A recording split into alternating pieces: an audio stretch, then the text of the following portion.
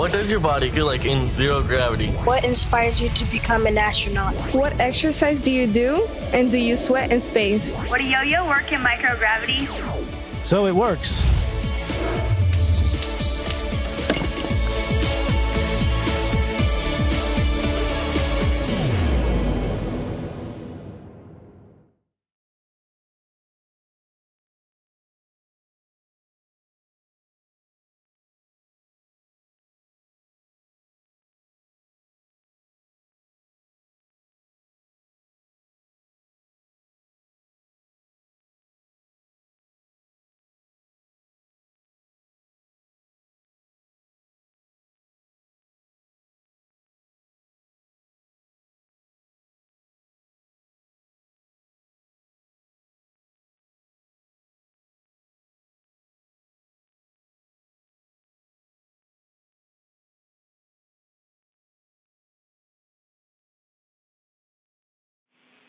Dag Hammarskjold School, this is Mission Control Houston. Please call station for a voice check.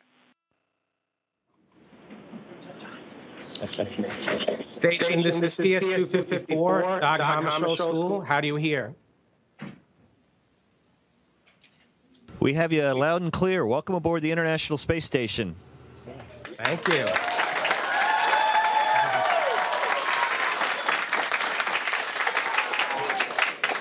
We are so excited for this once-in-a-lifetime learning opportunity for our students to learn from astronauts what it's like to live and work in space. We've assembled our own mission control here at PS254 to prepare for this special day. Thank you to AP Moser, teachers Mr. Katz, Ms. Atsaves, Ms. Monteperto, Ms. Gray, and Ms. Simsek. And thank you to Superintendent Beauvais, the Brooklyn South Field Support, DIT, and of course, NASA for making this event happen. And special thank you for the representative from Marty Golden's office. This is such a great opportunity for our students to learn about space with their feet firmly on the floor.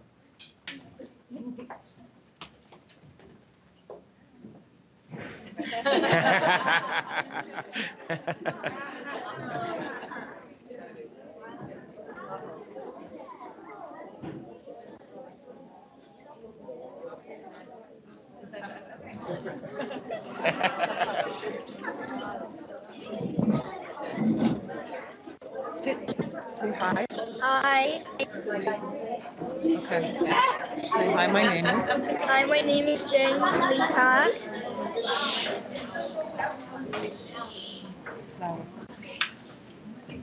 Hi, my name is James Leacock, and this is my question for Ricky. What kind of experiments are you doing in space, and what do you hope to learn from them? Thank you for the question, and thanks for joining us today. We've had some amazing day passes over New York the past couple days. It's just a beautiful, beautiful part of the world to see. So, so glad to have you here. We have over 200 and some experiments occurring on any given day. Really twofold. We're trying to understand the planet we live on and how to improve life on Earth. And we're also trying to figure out how to keep humans healthy and develop the technology that's going to carry us out into the solar system. One of the really interesting things that is going on right now is Drew was actually here several years ago and helped install the alpha magnetic spectrometer, which will help us understand the very fabric of our universe and how it was formed. Drew and I actually have been helping start a new experiment called the Cold Atom Lab, which will create one of the coldest places in the universe right here on the space station, almost at absolute zero, which will help corroborate some of the information we're learning from the alpha magnetic spectrometer. So what is the universe made of? I can't think of a more exciting experiment to help get started.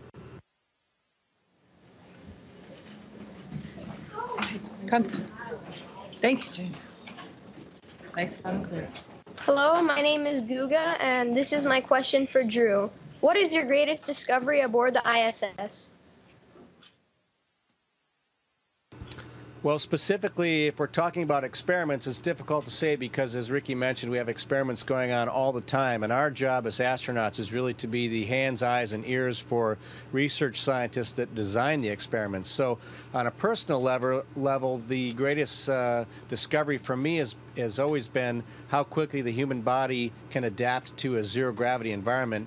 And I know it seems unusual for me to spin the microphone in front of me here because on Earth we can't do that, but in space these things are really very normal for us, and passing each other the microphone or floating through the cabin seems very normal, and that adaptation happens very quickly once we arrive in space. Thank you. Hello, my name is Max Jurlov, and this question is for Ricky. What was your most dangerous mission in space? Yes, space is a very harsh and unforgiving environment. The temperatures can vary several hundred degrees. The farther you get away from the Earth's magnetic field, you have to deal with the effects of radiation. Launching on a rocket is, we make it look easy, but it's really not. And we've learned some hard lessons that way. And doing spacewalks, going out into the vacuum in a small, self-contained spacesuit is also very dangerous. So really, we haven't gotten to the point where space travel is, we make it look easy, but it's very, very complicated. We're only able to do it because the amazing people on the ground all around the world that help keep us safe. But all the way from launch to just living here on a day-to-day basis, doing spacewalks and landing, it's all a very dangerous and risky business. Timothy. Hi, my name. Hi. Hi, my name is Timothy, and this is a question for Ricky. If you could have a wish for a mission to be assigned to, what would be your ideal mission? Any mission to space is a good thing to be a part of, but it'd be hard to top my experience here over the past 3 months. I was just talking to Serena earlier. When you get to do exciting stuff with really great people, that's just a really good thing to be a part of. So what we've been doing here has been really special, and I'm really happy to play a small part in it.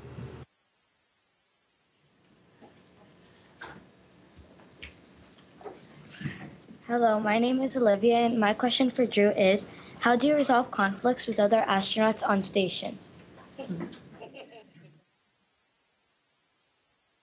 Well, usually we try arm wrestling first, but that typically doesn't work because in zero gravity it's hard to do.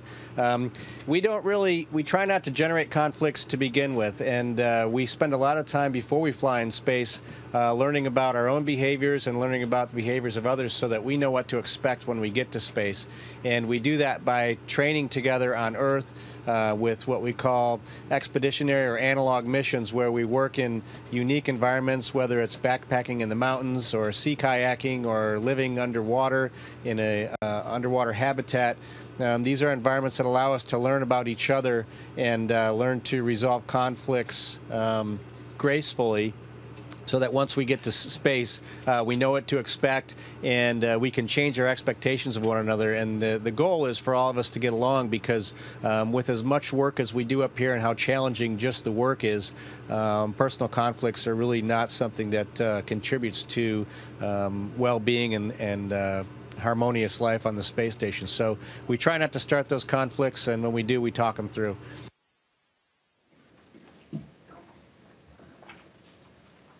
Hi, my name is Sam, and this question is for Ricky. How do you cope with being away from your family and friends for such a long time? How often do you communicate with them?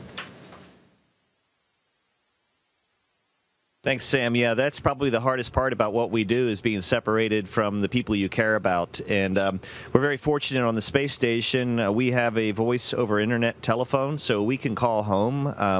I talk to my family almost every day over the phone, and the folks at NASA, they provide once a week we get a teleconference with our family. So my family's able to I'm able to see them, talk to them. I'm able to show them around the space station. My crewmates get to say hi to them and, actually see them on a video conference. So that's always makes for a special part of the weekend.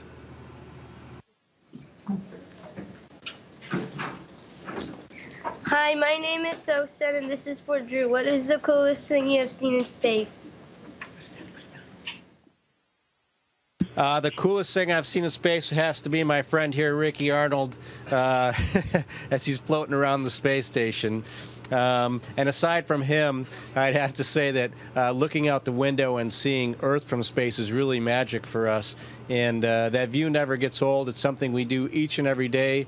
We try and take photos frequently, whether it's daytime or nighttime. I'd have to say looking down at the planet that you all live on and we live on when we're not here is pretty magical for us, pretty amazing. Thank you.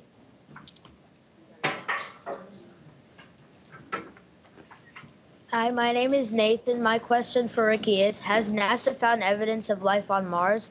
And do you think it is possible to colonize?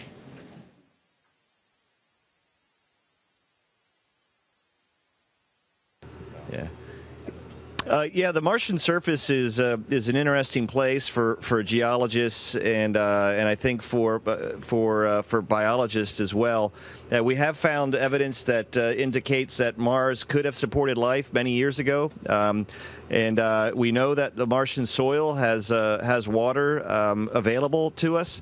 So I think colonization will be very challenging, but I think it's a realistic endeavor for human beings to undertake.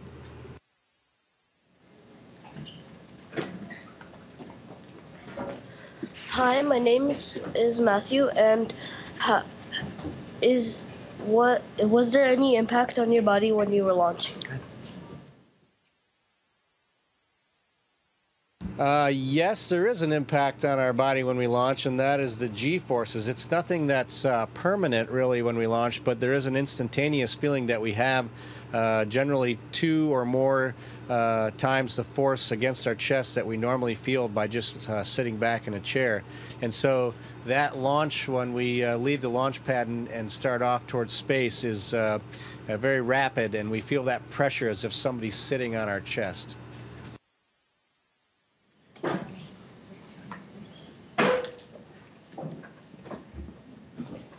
Hi, my name is Yasmin Janova, and my question is for Ricky. What is it like in microgravity, and do you ever get sick of it? Microgravity is a lot of fun. Floating is pure joy. And it also is it's very easy on your body. You're not dealing with gravity, and so kind of the aches and pains you deal with on Earth, they kind of disappear up here. There are times, however, if I was just to let this microphone go and Drew and I started talking or doing something, this microphone would seemingly have a mind of its own and would find a way to disappear and might not show up for a couple more days. So keeping track of personal belongings can be a real challenge here on the space station. Thank you.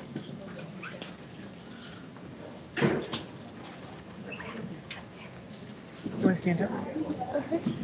Hi, my name is Gabriella. This question is for Drew. How long can you last in space without a spacesuit and no gadgets to help you?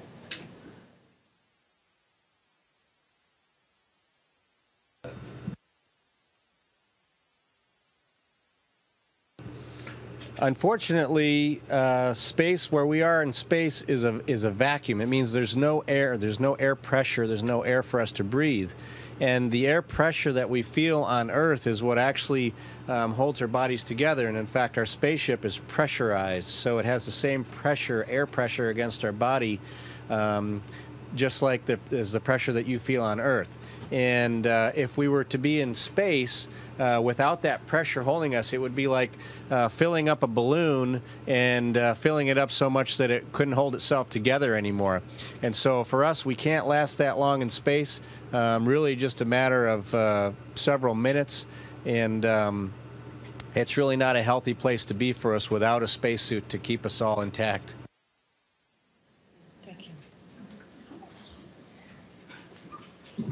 Hi, my name is Carla Diaz, and this is my question for Ricky. Does your digestive system work differently in space? Interestingly, we haven't really done a lot of research on that. When the earliest astronauts came up, they ate and everything seemed to function as it did on Earth. and we're able to, get the purpose of eating is to provide nutrition for your body, and we've been able to do that. On a personal level, I find that things tend to move a bit more slowly. I don't feel hungry quite as often. I tend to feel a little bit more full with far less food than I would on Earth. And I think that's a function of gravity not helping food move through your digestive system. So much so that, we tend to lose a little bit of weight, and we really have to, the doctors monitor our weight. We get weighed in every monthly just to make sure we're getting enough to eat and maintaining the body mass that we need to be healthy. Thank you.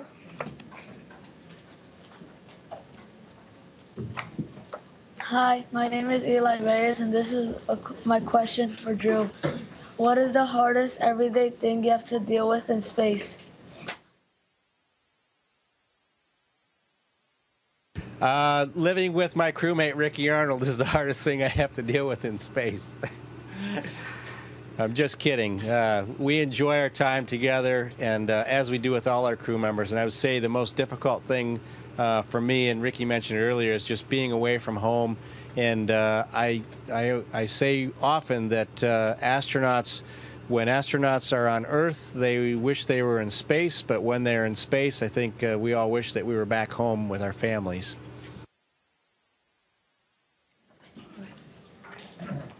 Stand up, Megan. Hi, my name is Megan. This is for Ricky. Do you have a free time in space? If so, what do you do?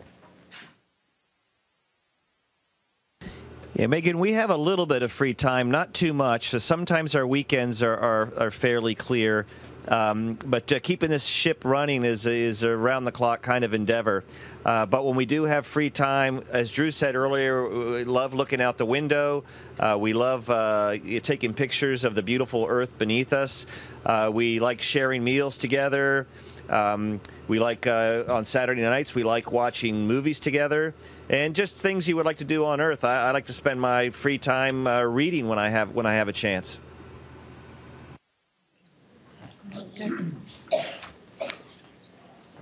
Hi, my name is Elizabeth. What is the common language that all the astronauts speak on the station? Great question. I believe this is an international project here, so that we have representatives from all over the world, Europeans, Japanese, Russians, Americans, Canadians, and so that allows the opportunity for many different languages to be spoken. However, the official language on the International Space Station is English, but we do have knowledge of Russian and some skills in speaking Russian, and the Russians also have their skills with speaking English. But officially, we all learn to speak English together. Thank you.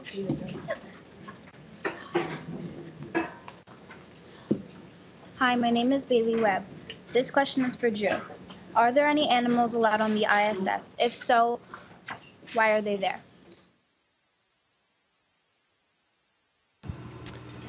Yes, we do. We have had animals on ISS. We don't currently have any right now, but we've had fish, we've had worms, we have fruit flies on occasion, and we also have mice. So all of these species are brought to the space station to help us do research and understand, primarily help us understand the effects on the human body, but we use analogs in animals and different species to help us understand the corollaries between the effects of space on those organisms and what those effects might be on humans. Thank you. Hi, my name is Max, and my question for Ricky is: how does the ISS protect the astronauts from radiation?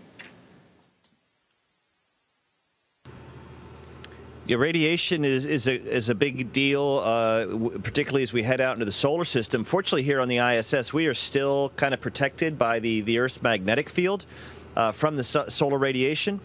We do get exposed to more radiation up here than you do on Earth, and one of the some of the evidence we have of that is at night when you close your eyes to sleep. When the subatomic particles from the sun strike your retina, you see these bright flashes as they pass through your retina or strike your retina with your eyes closed. Kind of similar to when you have your eyes closed, you start to rub your eyes and you can see colors as you stimulate the retina. But the Earth's magnetic field helps protect us.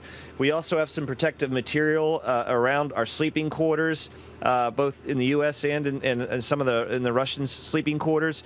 But that is a huge hurdle we have to overcome as we head out into the solar system, because once we leave our magnetic field behind, radiation is going to be a very, very serious issue for future astronauts.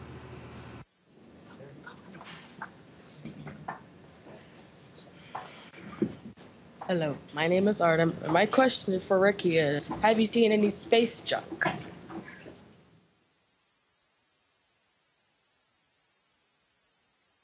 Yeah, most of the debris that is out there is really small, and it's traveling really fast. We did see part of the Chinese space station, one of the earlier space stations, as it was getting ready to re-enter the Earth's atmosphere right when we got here. And when we go out, Drew and I have been on 3 spacewalks, and you can see evidence where debris has hit the International Space Station. But I haven't seen anything. I've seen a few falling stars or meteorites at night looking out the window, which could or could not be space junk.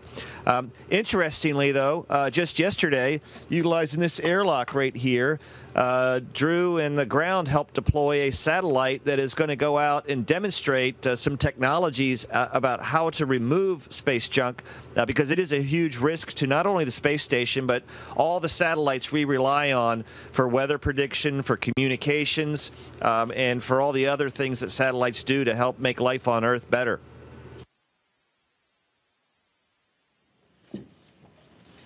Station Mission Control, this is Carrie Moser, Assistant Principal, New York City Public School 254. We thank you, and we are inspired by you.